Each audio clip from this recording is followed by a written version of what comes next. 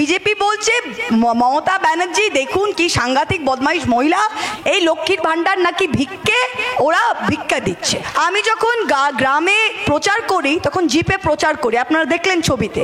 তো যখন সামনে একটা টোটো যায় যে আপনাদের প্রার্থী মহুয়া মৈত্র আপনাদের গ্রামে দুয়ারে দুয়ারে এসেছে, আপনার বাড়ি থেকে বাইরে এসে আশীর্বাদ করুন, এই সামনে গাড়িটা যায়। তো গ্রামের মেয়েরা সব মহিলারা সকালবেলা সবাই বেরিয়ে আসে দেখার জন্য, বিজেপির মহিলাও আসে, তৃণমূলেরও আসে, সিপিএমেরও আসে।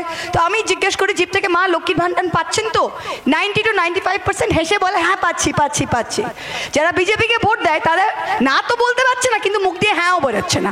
ওরা এমন দাঁড়িয়ে থাকে যেন বোবা খানাকে দেখতেই পাচ্ছে না আমাকে, বুঝতে পারলেন? অ্যাবসলিউটলি স্টিল হয়ে দাঁড়িয়ে থাকে। তক্ষুনি বুঝতে পারবেন যে আপনি এরা বিজেপিকে ভোট দেয়। কারণ বিজেপি পার্টি কি বলছে? বিজেপি পার্টি বলছে আজকের দিনে দাঁড়িয়ে এখানে আপনি লক্ষ্মীর ভাণ্ডার পাচ্ছেন? আচ্ছা, আপনার বাড়িতে কটা যা আছে? না কজন যা আছে?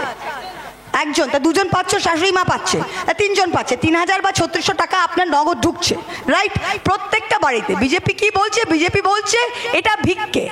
বিজেপি বলছে মমতা ব্যানার্জি দেখুন কি সাংঘাতিক বদমাইশ মহিলা, তিনি পশ্চিমবঙ্গের মা বোনেদের ইজ্জত লুটে শেষ করে নিয়েছেন।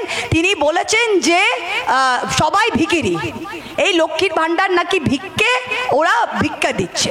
খুব ভালো, আমরা 3 মাস এলে 3 মাসের মধ্যে আমরা লক্ষ্মীর ভাণ্ডার বন্ধ করে দেব। খুব ভালো, যদি এটা ভিক্ষে আর তোমরা 3 মাস বাদে বন্ধ করে দেবো, আমি প্রত্যেকটা মহিলাকে আবেদন করছি যে আপনারা যখন ভোটের বোতামটা টিপবেন তখন মনে রাখবেন যদি পদ্ম ফুলে টেপেন তাহলে কিন্তু আপনার লক্ষ্মীর ভাণ্ডারটা বন্ধ করার বোতামটা টিপছেন। এটা তো বুঝতে হবে আপনাদের।